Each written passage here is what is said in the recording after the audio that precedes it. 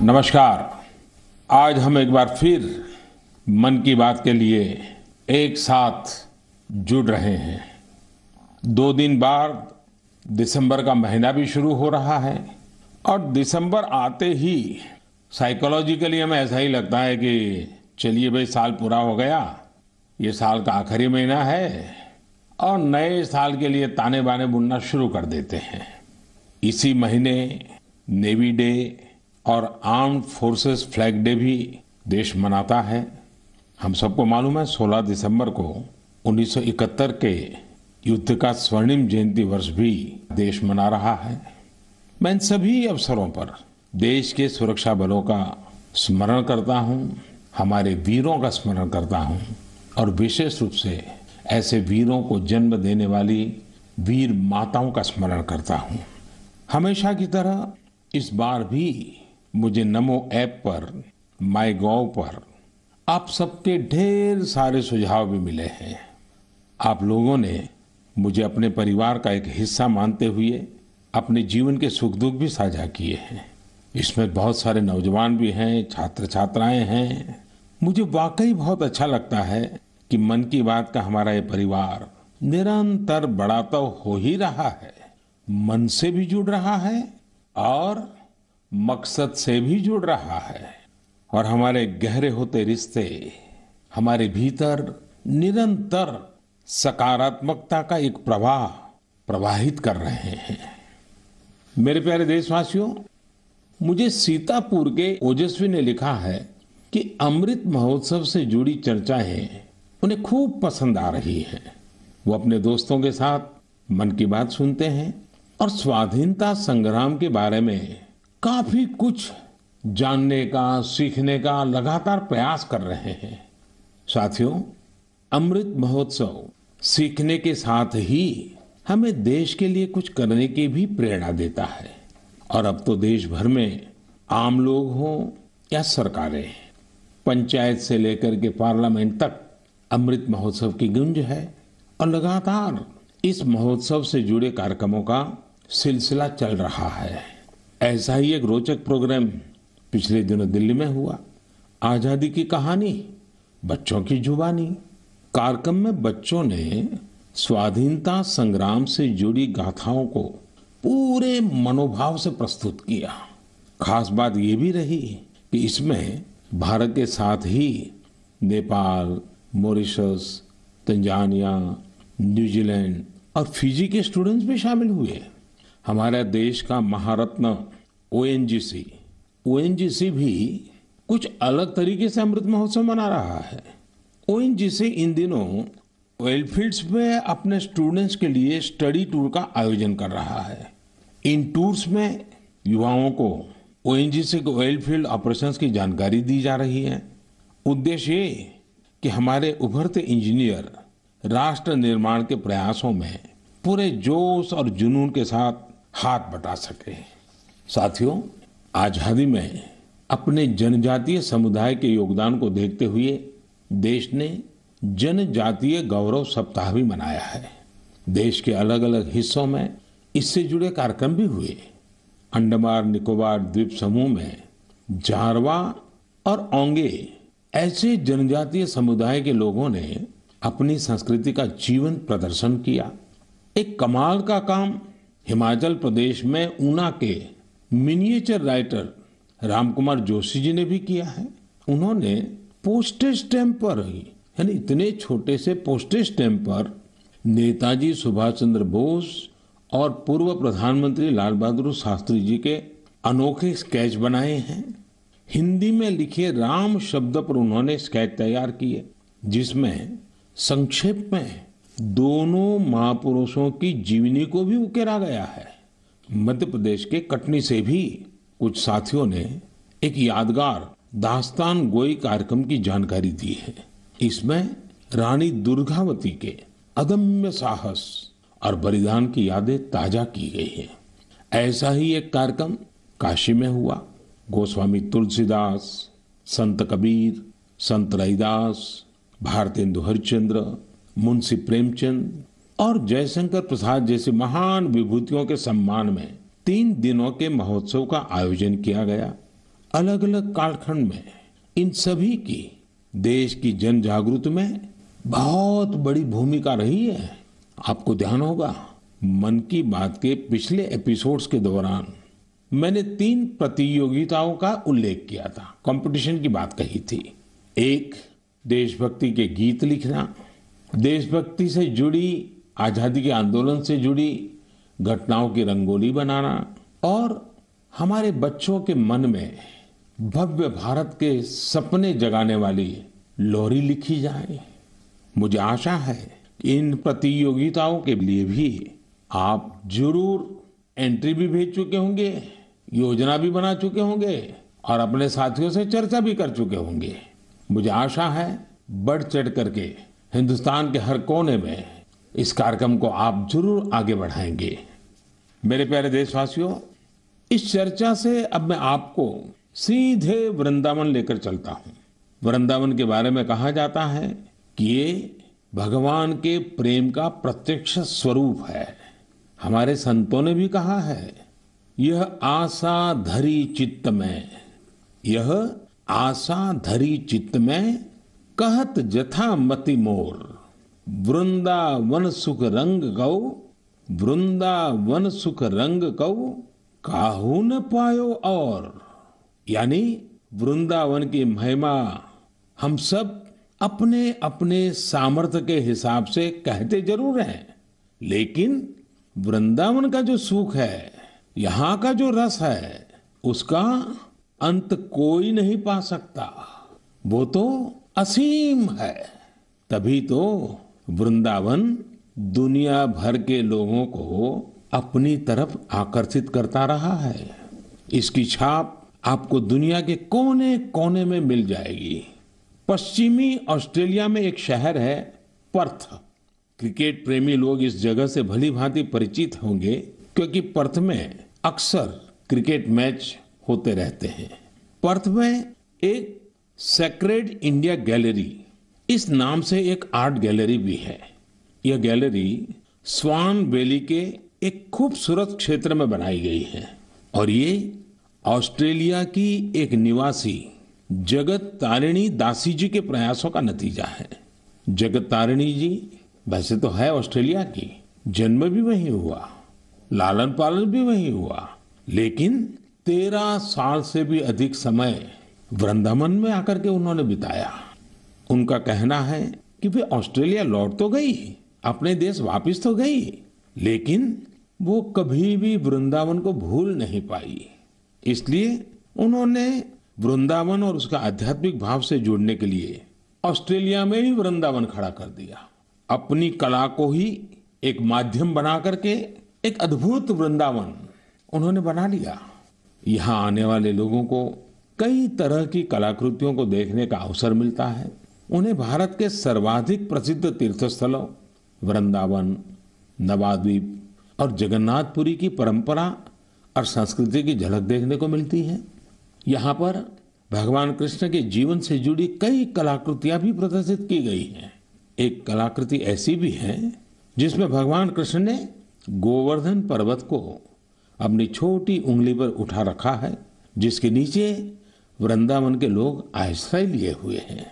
जगत तारिणी जी का यह अद्भुत प्रयास वाकई हमें कृष्ण भक्ति की शक्ति का दर्शन कराता है। मैं उन्हें इस प्रयास के लिए बहुत बहुत शुभकामनाएं देता हूं। मेरे प्यारे देशवासियों, अभी मैं ऑस्ट्रेलिया के पर्थ में बने वृंदावन के विषय में बात कर रहा था। ये भी एक दिलचस्प इतिहास है कि ऑस्ट्रेलिया का एक रिश्ता हमारे बुंदेलखंड के झांसी से भी है। दरअसल झांसी की रानी लक्ष्मीबाई जब ईस्ट इंडिया कंपनी के खिलाफ कानूनी लड़ाई लड़ रही थी, तो उनके वकील थे जॉन लैंग। जॉन लैंग मूल रूप से ऑस्ट्रेलिया के ही रहने वाले थे। भारत में रहकर उन्होंने रानी लक्ष्मीबाई का मुकदमा लड़ा था। हमारे स्वतंत्रता संग्राम में झांसी और बुंदेलखंड का कितना बड़ा योगदान है, ये हम सब जानते हैं। यहाँ रानी लक्ष्मीबाई और झलकारी बाई जैसी वीरांगनाएं भी हुई और मेजर ध्यानचंद जैसे खेल रत्न भी इस क्षेत्र ने देश को दिए हैं। साथियों, वीरता केवल युद्ध के मैदान में ही दिखाई जाए ऐसा जरूरी नहीं होता। वीरता जब एक व्रत बन जाती है और उसका विस्तार होता है तो हर क्षेत्र में अनेकों कार्य सिद्ध होने लगते हैं। मुझे ऐसी ही वीरता के बारे में श्रीमती ज्योत्सना ने चिट्ठी लिखकर बताया है। जालौन में एक पारंपरिक नदी थी, नून नदी। नून यहाँ के किसानों के लिए पानी का प्रमुख स्रोत हुआ करती थी, लेकिन धीरे धीरे नून नदी लुप्त होने की कगार पर पहुंच गई। जो थोड़ा बहुत अस्तित्व इस नदी का बचा था उसमें वो नाले में तब्दील हो रही थी। इससे किसानों के लिए सिंचाई का भी संकट खड़ा हो गया था। जालौन के लोगों ने इस स्थिति को बदलने का बीड़ा उठाया। इसी साल मार्च में इसके लिए एक कमेटी बनाई गई। हजारों ग्रामीण और स्थानीय लोग स्वतः स्फूर्त इस अभियान से जुड़े। यहाँ की पंचायतों ने ग्रामीणों के साथ मिलकर काम करना शुरू किया और आज इतने कम समय में और बहुत कम लागत में ये नदी फिर से जीवित हो गई है। कितने ही किसानों को इसका फायदा हो रहा है। युद्ध के मैदान से अलग वीरता का ये उदाहरण हमारे देशवासियों की संकल्प शक्ति को दिखाता है और ये भी बताता है कि अगर हम ठान ले तो कुछ भी असंभव नहीं है। और तभी तो मैं कहता हूं सबका प्रयास। मेरे प्यारे देशवासियों, जब हम प्रकृति का संरक्षण करते हैं तो बदले में प्रकृति हमें भी संरक्षण और सुरक्षा देती है। इस बात को हम अपने निजी जीवन में भी अनुभव करते हैं और ऐसा ही एक उदाहरण तमिलनाडु के लोगों ने व्यापक स्तर पर प्रस्तुत किया है। ये उदाहरण है तमिलनाडु के तूतुकुड़ी जिले का।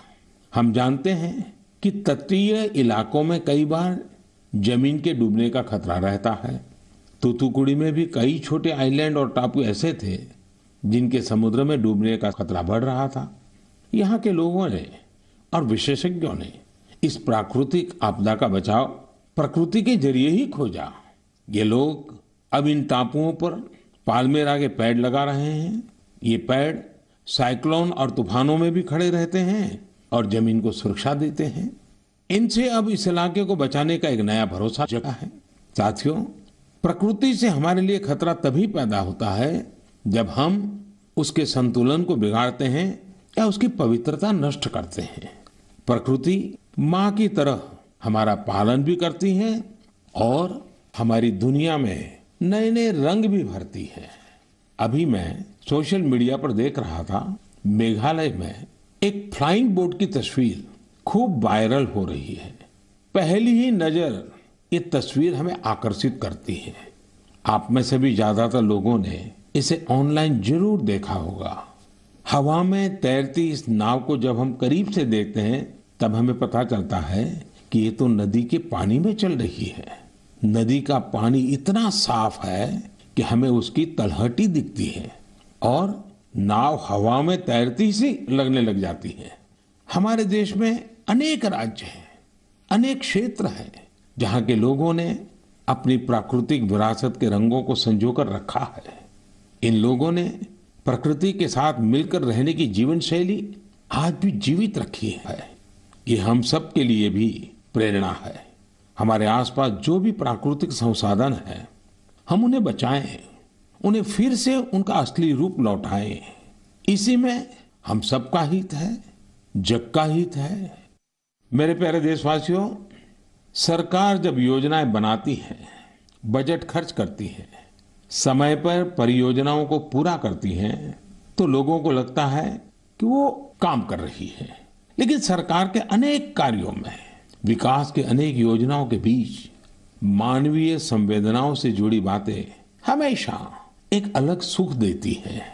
सरकार के प्रयासों से, सरकार की योजनाओं से कैसे कोई जीवन बदला, उस बदले हुए जीवन का अनुभव क्या है, जब ये सुनते हैं तो हम भी संवेदनाओं से भर जाते हैं। यह मन को संतोष भी देता है और उस योजना को लोगों तक पहुंचाने की प्रेरणा भी देता है। एक प्रकार से ये स्वांतः सुखाई तो है। और इसलिए आज मन की बात में हमारे साथ तो ऐसे साथी भी जुड़ रहे हैं जो अपने हौसलों से एक नया जीवन जीत कर आए हैं। इन्होंने आयुष्मान भारत योजना की मदद से अपना इलाज कराया और एक नई जिंदगी की शुरुआत की है। हमारे पहले साथी हैं राजेश कुमार प्रजापति, जिन्हें हृदय रोग की बीमारी, हार्ट की समस्या थी। तो आइए राजेश जी से बात करते हैं। राजेश जी नमस्ते। नमस्ते सर, नमस्ते। आपकी राजेश जी बीमारी क्या थी? फिर किसी डॉक्टर के पास गए होंगे, मुझे जरा समझाइए। स्थानीय डॉक्टर ने कहा होगा, फिर किसी और डॉक्टर के पास गए होंगे, फिर आप निर्णय नहीं करते होंगे या करते होंगे, क्या क्या होता था? जी, मुझे हार्ट में प्रॉब्लम सर आ गई थी। मेरे सीने में जलन होती थी सर। हम्म। फिर मैंने डॉक्टर को दिखाया। डॉक्टर ने पहले तो बताया हो सकता बेटा तुम्हारे एसिड होगी। तो मैंने काफी दिन एसिड की दवाई कराई। उससे जब मुझे फायदा नहीं हुआ, फिर डॉक्टर कपूर को दिखाया। तो उन्होंने कहा बेटा तुम्हारे जो लक्षण है उससे एंजियोग्राफी से पता चलेगा। फिर उन्होंने रेफर किया मुझे श्री राममूर्ति में। उनसे मिले हम अमरीश अग्रवाल जी से, तो उन्होंने मेरी एंजियोग्राफी करी। फिर उन्होंने बताया कि बेटा ये तो तुम्हारी नस ब्लॉकेज है। तो हमने कहा सर ये किसमें कितना खर्चा आएगा? उन्होंने कहा कार्ड है आयुष्मान वाला जो पीएम जी ने बनवा के दिया। तो हमने कहा सर है हमारे पास है, और सारा इलाज उसी कार्ड से हुआ है सर। और जो आपने ये बनाया है कार्ड, बहुत ही अच्छी तरीके से हम गरीब आदमियों के लिए बहुत सहूलियत है इससे। और आपका कैसे मैं धन्यवाद करूं। आप करते क्या है राजेश जी? सर मैं इस समय तो प्राइवेट नौकरी करता हूं सर। और आयु कितनी है आपकी? मेरी 49 साल है सर। इतनी छोटी आयु में आपको हार्ट का ट्रबल हो गया? हाँ जी सर, क्या बताएं। आपके परिवार में भी पिताजी को या किसी माताजी को या इस प्रकार का पहले रहा है कि? नहीं सर, किसी को नहीं था सर। ये पहला है हमारे साथ ही हुआ है। ये आयुष्मान कार्ड भारत सरकार या कार्ड देती है गरीबों के लिए, एक बहुत बड़ी योजना है। तो ये आपको पता कैसे चला? सर ये तो इतनी बड़ी योजना है, गरीब आदमी बहुत इससे बेनिफिट मिलता है। वो इतना खुश है सर। हमने तो हॉस्पिटल में देखा कि इस कार्ड से कितना लोगों को सहूलियत मिलती है। जब डॉक्टर से कहता कार्ड मेरे पास है सर, तो डॉक्टर कहता ठीक वो कार्ड लेके आइए, मैं उसी कार्ड से आपका इलाज कर दूंगा। अच्छा, कार्ड न होता तो आपको कितना खर्चा बोला था डॉक्टर ने? डॉक्टर साहब ने कहा तो बेटा इसमें बहुत सारा खर्चा आएगा बेटा, अगर कार्ड नहीं होगा। तो मैंने कहा सर कार्ड तो है मेरे पास। तो उन्होंने कहा तुरंत आप दिखाइए। तो हमने तुरंत दिखाया, उसी कार्ड से सारा इलाज मेरा किया गया। मेरे एक पैसा नहीं खर्च हुआ, सारी दवाइयाँ भी उसी कार्ड से निकाली गई हैं। तो राजेश जी आपको अभी संतोष है, तबीयत ठीक है? जी सर, आपका बहुत बहुत धन्यवाद सर। और आपकी उम्र भी इतनी लंबी होगी, हमेशा सत्ता में ही रहे। हमारे परिवार के लोग भी आपसे इतना खुश हैं, हम क्या कहें आपसे। राजेश जी आप मुझे सत्ता में रहने की शुभकामना मत दीजिए। मैं आज भी सत्ता में नहीं हूँ और भविष्य में भी सत्ता में जाना नहीं चाहता हूँ। मैं सिर्फ सेवा में रहना चाहता हूँ। मेरे लिए ये पद, ये प्रधानमंत्री, सारी चीजें ये सत्ता के लिए है ही नहीं भाई, सेवा के लिए है। सेवा ही तो चाहिए हम लोगों को, और क्या। देखिए गरीबों के लिए ये आयुष्मान भारत योजना ये अपने आप में, जी सर, बहुत बढ़िया चीज है। लेकिन देखिए राजेश जी आप हमारा एक काम कीजिए। करेंगे? जी बिल्कुल करेंगे सर। देखिए होता क्या है कि लोगों को इसका पता नहीं होता है। आप एक जिम्मेवारी निभाइए। ऐसे जितने गरीब परिवार हैं आपके आसपास, उनको अपनी ये कैसे आपको लाभ हुआ, कैसे मदद मिली, ये बताइए। बिल्कुल बताएंगे सर। और उनको कहिए कि वे भी ऐसा कार्ड बनवा लें, ताकि परिवार में पता नहीं कब क्या मुसीबत आ जाए। और आज गरीब दवाई के कारण परेशान रहे, ये तो ठीक नहीं है। अब पैसों के कारण वो दवाई न ले या बीमारी का उपाय न करे, तो ये भी बड़ी चिंता का विषय है। और गरीब को तो क्या होता है, जैसे आपको हार्ट का प्रॉब्लम हुआ तो कितने महीने तक आप काम ही नहीं कर पाए होंगे। अब तो 10 कदम नहीं चल पाते, जीना नहीं चल पाते थे सर। बस तो आप राजेश जी मेरे एक अच्छे साथी बनके जितने गरीबों को आप ये आयुष्मान भारत योजना के संबंध में समझा सकते हैं, वैसे बीमार लोगों की मदद कर सकते हैं। देखिए आपको भी संतोष होगा और मुझे बहुत खुशी होगी कि चलिए भाई एक राजेश जी की तबीयत तो ठीक हुई, लेकिन राजेश जी ने सैकड़ों लोगों की तबीयत ठीक करवा दी। ये आयुष्मान भारत योजना ये गरीबों के लिए है, मध्यम वर्ग के लिए है, सामान्य परिवारों के लिए है। तो घर घर इस बात को पहुंचाएंगे आप? बिल्कुल पहुंचाएंगे सर। हम तो वहीं 3 दिन रुके ना हॉस्पिटल में सर, तो बेचारे बहुत लोग आए, सारी सुविधाएं उनको बताई। कार्ड होगा तो फ्री में हो जाएगा। चलिए राजेश जी आप अपने आप को स्वस्थ रखिए, थोड़ी शरीर की चिंता करिए, बच्चों की चिंता कीजिए और बहुत प्रगति कीजिए। मेरी बहुत शुभकामनाएं हैं आपको। साथियों हमने राजेश जी की बातें सुनी। आइए अब हमारे साथ सुख देवी जी जुड़ रही हैं, घुटनों की समस्या ने उन्हें बहुत परेशान कर दिया था। आइए हम सुख देवी जी से पहले उनके दुख की बात सुनते हैं और फिर सुख कैसे आया वो समझते हैं। सुखदेवी जी नमस्ते, आप कहाँ से बोल रही हैं? दाऊदपुरा से। कहाँ पड़ता है ये? मथुरा में। मथुरा में। फिर तो सुखदेवी जी आपको नमस्ते भी कहना है और साथ साथ राधे राधे भी कहना होगा। हाँ, राधे राधे। अच्छा, हमें सुना कि आपको तकलीफ हुई थी, आपका कोई ऑपरेशन हुआ, जरा बताएंगे क्या बात है? हाँ, मेरा घुटना खराब हो गया था तो ऑपरेशन हुआ है मेरा प्रयाग हॉस्पिटल में। आपकी आयु कितनी है सुखदेवी जी? उम्र 40 साल। 40 साल और सुखदेव नाम और सुखदेवी को बीमारी हो गई? बीमारी तो मुझे 15-16 साल से लग गई। अरे बाप रे, इतनी छोटी आयु में घुटने आपके खराब हो गए? वो गठिया भाई बोलते हैं जो जोड़ों में दर्द से कहते हैं घुटना खराब हो गए। तो 16 साल से 40 साल की उम्र तक आपने इसका इलाज ही नहीं करवाया? नहीं करवाया था। दर्द की दवाई खाते रहे, छोटे मोटे डॉक्टरों ने कहते, देसी दवाई है वैसी दवाई है, थैला छाप डॉक्टरों ने कहते, उनसे घुटना चलवे पे ही खराब हो गई। 1-2 किलोमीटर पैदल चली मैं तो घुटना खराब हो गई मेरी। तो सुखदेव जी ऑपरेशन का विचार कैसे आया? उसके पैसों का क्या प्रबंध किया, कैसे बना ये सब? मैंने वो आयुष्मान कार्ड से इलाज करवाया है। तो आपको आयुष्मान कार्ड मिल गया था? हाँ। और आयुष्मान कार्ड से गरीबों को मुफ्त में उपचार होता है, पता था? स्कूल में मीटिंग हो रही थी, माँ से हमारे पति को पता चला तो कार्ड बनवाया मेरे नाम से। हाँ। फिर इलाज करवाया कार्ड से और मैंने कोई पैसा नहीं लगाया। कार्ड से ये इलाज हुआ है मेरा, खूब बढ़िया इलाज हुआ है। अच्छा, डॉक्टर ने पहले अगर कार्ड न होता तो कितना खर्चा बताते थे? 2.5 लाख रुपए, 3 लाख रुपए। 6-7 साल से पड़ी हूँ खाट में। ये कहती थी ये भगवान मुझे ले तो मुझे नहीं जीना। 6-7 साल से खाट में थी? बाप रे बाप। हाँ। ओहो। बिल्कुल उठा बैठा नहीं जाते, बच्चे बैठाते। तो अभी आपका घुटना पहले से अच्छा हुआ है? मैं खूब घूमती हूँ, फिरती हूँ, किचन का काम करती हूँ, घर का काम करती हूँ, बच्चन को खाना बना के देती हूँ। तो मतलब आयुष्मान भारत का कार्ड आपको सचमुच में आयुष्मान बना दिया। बहुत बहुत धन्यवाद। आपकी योजना की वजह से ठीक हो गई, अपने पैरों पे खड़ी हो गई। तब तो बच्चों को भी आनंद आता होगा। हाँ जी, बच्चों को तो बहुत भी परेशानी होती थी। अब माँ परेशान है तो बच्चा भी परेशान है। देखिए, हमारे जीवन में सबसे बड़ा सुख हमारा स्वास्थ्य ही होता है। ये सुखी जीवन सबको मिले, यही आयुष्मान भारत की भावना है। चलिए सुखदेवी जी, मेरी आपको बहुत बहुत शुभकामनाएं। फिर से एक बार आपको राधे राधे। राधे राधे, नमस्ते। मेरे प्यारे देशवासियों, युवाओं से समृद्ध हर देश में 3 चीजें बहुत मायने रखती हैं और वही तो कभी कभी युवा की सच्ची पहचान बन जाती है। पहली चीज है आइडियाज और इनोवेशन, दूसरी है जोखिम लेने का जज्बा और तीसरी है कैन डू स्पिरिट, यानी किसी भी काम को पूरा करने की जिद, चाहे परिस्थितियां कितनी भी विपरीत क्यों ना हो। जब ये तीनों चीजें आपस में मिलती हैं तो अभूतपूर्व परिणाम मिलते हैं, चमत्कार हो जाते हैं। आजकल हम चारों तरफ सुनते हैं स्टार्टअप स्टार्टअप स्टार्टअप। सही बात है, ये स्टार्टअप का युग है और ये भी सही है कि स्टार्टअप की दुनिया में आज भारत विश्व में एक प्रकार से नेतृत्व कर रहा है। साल दर साल स्टार्टअप को रिकॉर्ड निवेश मिल रहा है।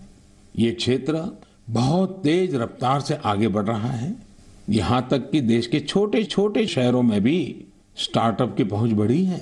आजकल यूनिकॉर्न शब्द खूब चर्चा में है। आप सबने इसके बारे में सुना होगा।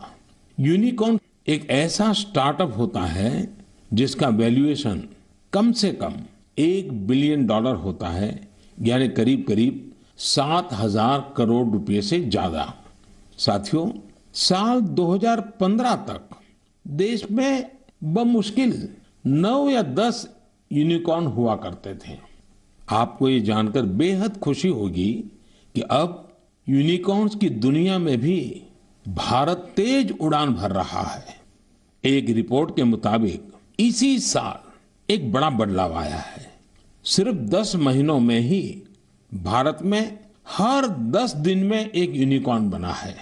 ये इसलिए भी बड़ी बात है क्योंकि हमारे युवाओं ने ये सफलता कोरोना महामारी के बीच हासिल की है।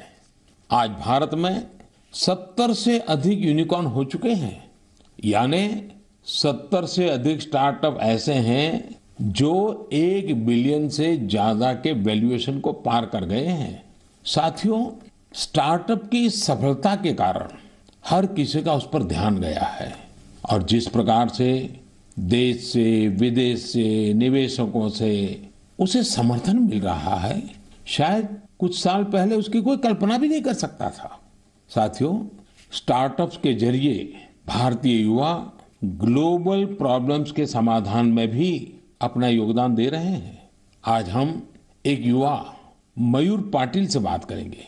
उन्होंने अपने दोस्तों के साथ मिलकर पॉल्यूशन की प्रॉब्लम का सॉल्यूशन देने का प्रयास किया है। मयूर जी नमस्ते। नमस्ते सर जी। मयूर जी, आप कैसे हैं?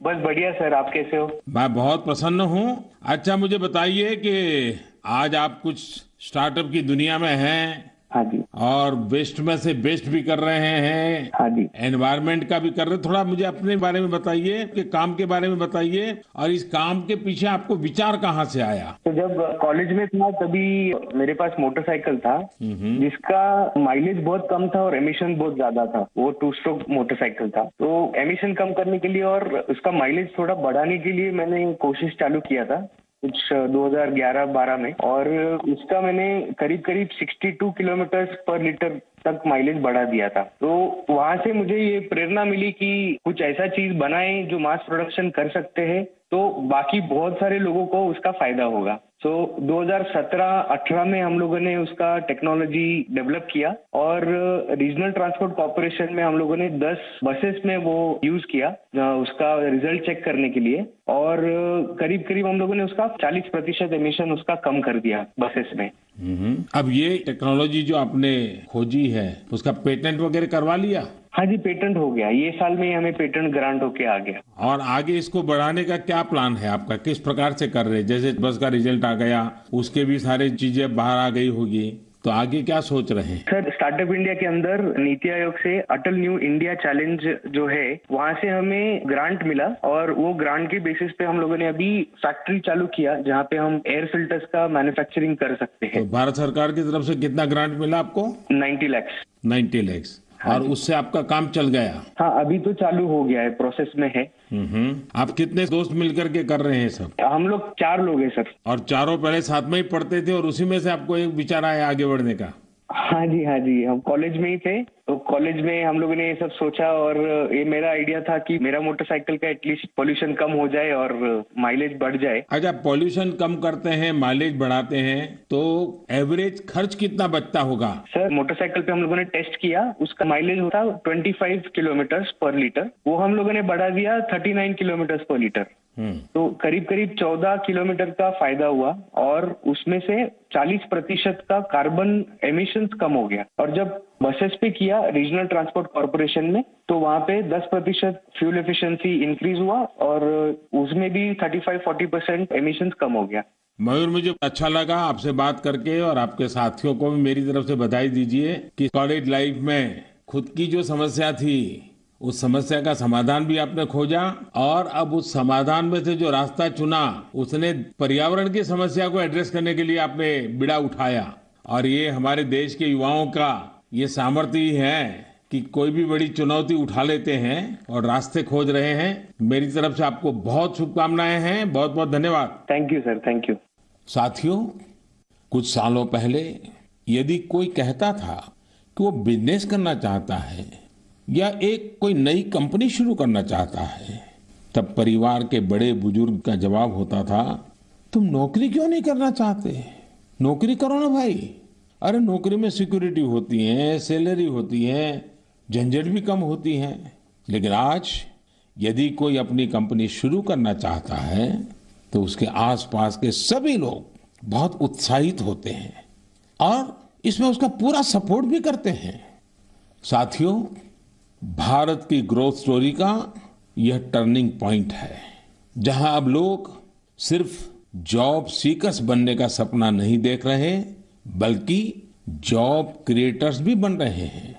इससे विश्व मंच पर भारत की स्थिति और मजबूत बनेगी।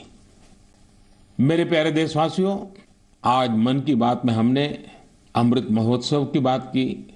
अमृत काल में कैसे हमारे देशवासी नए नए संकल्पों को पूरा कर रहे हैं, इसकी चर्चा की। और साथ ही दिसंबर महीने में सेना के शौर्य से जुड़े हुए अवसरों का भी जिक्र किया। दिसंबर महीने में ही एक और बड़ा दिन हमारे सामने आता है जिससे हम प्रेरणा लेते हैं। ये दिन है 6 दिसंबर को बाबा साहब आम्बेडकर की पुण्यतिथि। बाबा साहब ने अपना पूरा जीवन देश और समाज के लिए, अपने कर्तव्यों के निर्वहन के लिए समर्पित किया था। हम देशवासी ये कभी न भूलें कि हमारे संविधान की मूल भावना, हमारा संविधान हम सभी देशवासियों से अपने अपने कर्तव्यों के निर्वहन की अपेक्षा करता है।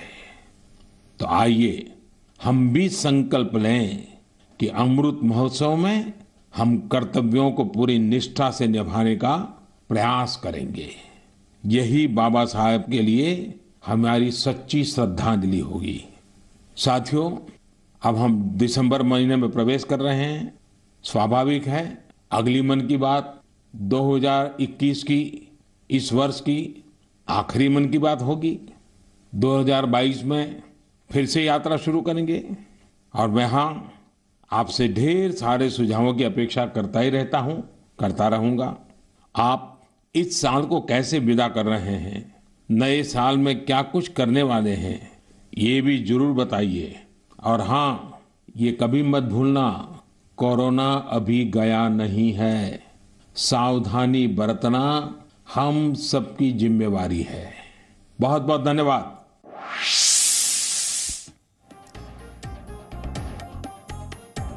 मन की बात में प्रधानमंत्री ने कहा कि मैं सत्ता में नहीं, सेवा करना चाहता हूं। आयुष्मान भारत को लेकर उन्होंने लोगों से बात भी की जिन्होंने आयुष्मान भारत का फायदा लिया है।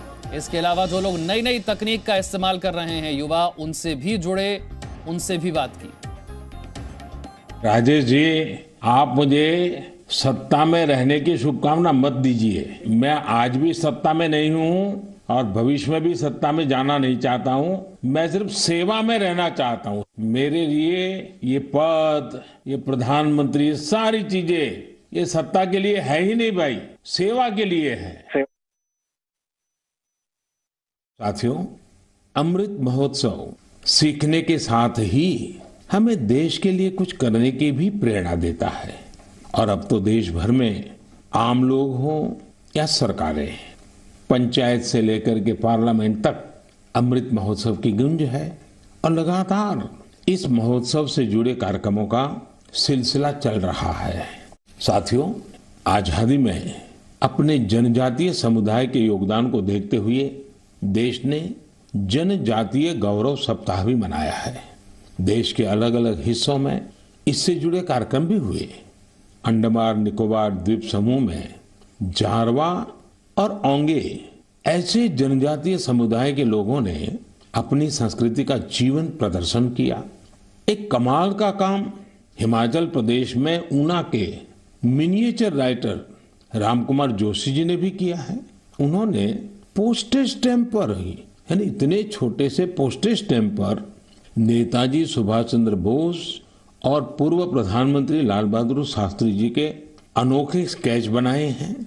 हिंदी में लिखे राम शब्द पर उन्होंने स्केच तैयार किए, जिसमें संक्षेप में दोनों महापुरुषों की जीवनी को भी उकेरा गया है। जालौन में एक पारंपरिक नदी थी, नून नदी।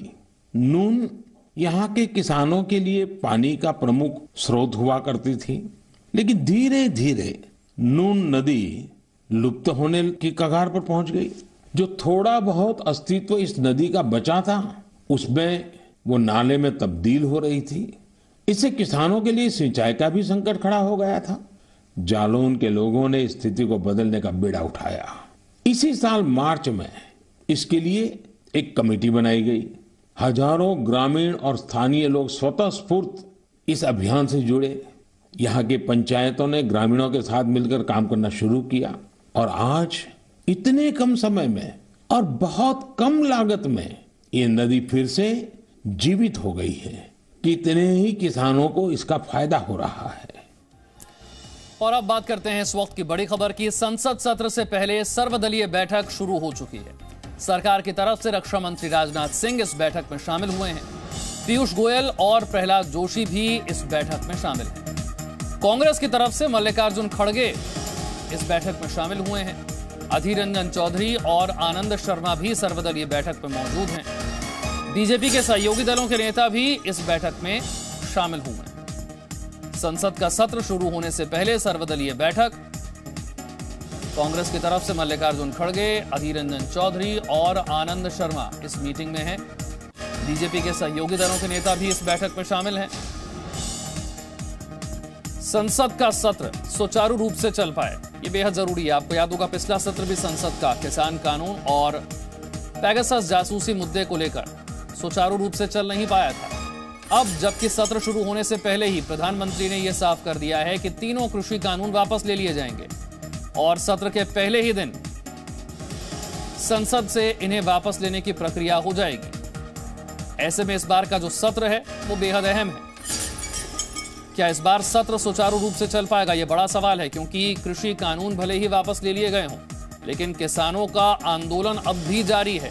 इस मुद्दे को विपक्ष जरूर उठाएगा।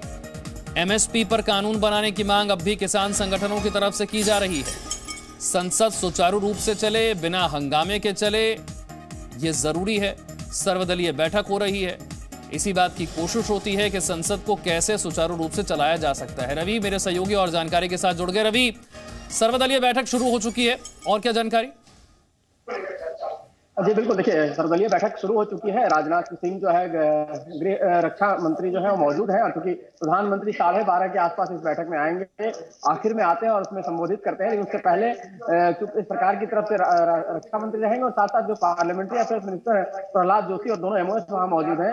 ये लोग ब्रीफ करेंगे, ये जानकारी देंगे सबको, बाकी विपक्ष के नेता हो या फिर जो उनके सहयोगी दल के नेता हो, कि हमारे इस बार संसद के सत्र में बिजनेस क्या क्या है। जो लिस्ट ऑफ बिजनेस होगा वो बताया जाएगा कि सरकार किन किन बिलों को लेकर आ रही है। चाहे सरकार पहले दिन, जिस तरह सरकार ने पहले ही क्लियर कर दिया है कि किसानों को लेकर जो बिल है 3 जो किसी कानून है उसको रिपील करने का जो कानून है उसको पहले ही दिन लाकर उसको रिपील किया जाएगा, उसको खत्म किया जाएगा, तो उसके बारे में जानकारी दी जाएगी। हो सकता है कि विपक्ष की तरफ से भी सवाल उठाया जाए, क्योंकि विपक्ष कह रहा है कि हम एमएसपी को लेकर अलग से कानून लाने की बात करेंगे, एमएसपी को लेकर कानून लाया जाए। जो लोग मारे गए हैं इस दौर में उनके मुआवजे को लेकर स्थिति सरकार से स्पष्ट करना चाहेंगे। महंगाई को लेकर विपक्ष इस मामले में मुद्दा बनाने वाला जो पहले जाते हुए सांसदों ने कहा है। लेकिन इस बार संसद में सबसे बड़ी खबर होने वाली है विपक्ष में टकराव, विपक्ष में बिखराव। देखिए टीएमसी ने जिस तरह से साफ कर दिया है कि वो कांग्रेस के साथ नहीं खड़ी रहेगी, जो विपक्षी जो एकता था वो कहीं ना कहीं तार तार होता जा रहा है। तो ऐसी स्थिति में आपको देखने को मिलेगा इस बार सरकार से लड़ने के बजाय विपक्ष आपस में लड़ेगा, क्योंकि विपक्ष कौन है? अब टीएमसी जिस तरह से कांग्रेस को तोड़ती जा रही है और टीएमसी लगातार पूरे देश भर में एक अपना जनाधार बना रही है और अपने नेताओं को खड़ा कर रही है, तो ऐसा माना जाए कि संसद सत्र में टीएमसी और कांग्रेस में टकराव दिखेगा और विपक्ष के टकराव होने का फायदा जाहिर तौर पे सरकार को मिलेगा, क्योंकि टीएमसी चाहेगी कि मुझे क्रेडिट मिले। जिस तरह से ममता बनर्जी और प्रधानमंत्री के सामने अपने आप को ऑप्शन मान के चल रहे हैं कि वो विपक्ष की नेता है, वो सबसे बड़ी नेता है जो 2024 में प्रधानमंत्री को टक्कर दे सकती है। तो उस लिहाज से टीएमसी के लोग पूरी ताकत लगाएंगे, पूरी लड़ाई लड़ेंगे और ये दिखाने की कोशिश करेंगे कि हमारे साथ कौन कौन है। तो ये बड़ी चीज देखने को वाली होगी कि क्या टीएमसी के साथ कौन कौन से विपक्ष के खेमे टूट के जाते हैं, कांग्रेस के साथ कौन बचता है, कौन टीएमसी के साथ जाता है। तो ये भी दिलचस्प होने वाला है। थोड़ी देर पहले सुदीप बंदोपाध्याय जो लोकसभा में नेता है टीएमसी को, उन्होंने कहा कि हम इस बैठक में कल जो मल्लिकार्जुन खड़गे विपक्ष के नेता के तौर पर बैठक बुलाएंगे उसमें हम नहीं जाएंगे। इसका मतलब साफ है कि टीएमसी ने अलग रास्ता अख्तियार कर लिया है और कांग्रेस का रास्ता अब अलग है। तो विपक्ष का टकराव दिखेगा, लेकिन सरकार के लिए है कि सरकार को किस तरह से अपने जो बिजनेस हैं, जितने सारे बिजनेस उसको किस तरह से आगे बढ़ाया जाए, जो बिल है उनको कैसे पास कराया जाए। तमाम सारे बिल आने वाले हैं, आप जानते हैं, जिस तरह से क्रिप्टो करेंसी को लेकर जो बिल आने की बात है, तमाम और भी बिल आने की बात है। पहले तो किसानों का बिल वापस होना है और तमाम और सारे बिल, बिल्कुल कई अहम बिल भी आने वाले हैं। संसद का शीतकालीन सत्र सुचारू रूप से चल पाए, ये बेहद जरूरी है। सर्वदलीय बैठक शुरू हो चुकी है। बहुत बहुत शुक्रिया। Presenting B News app available on Google Play and App Store. Download it now.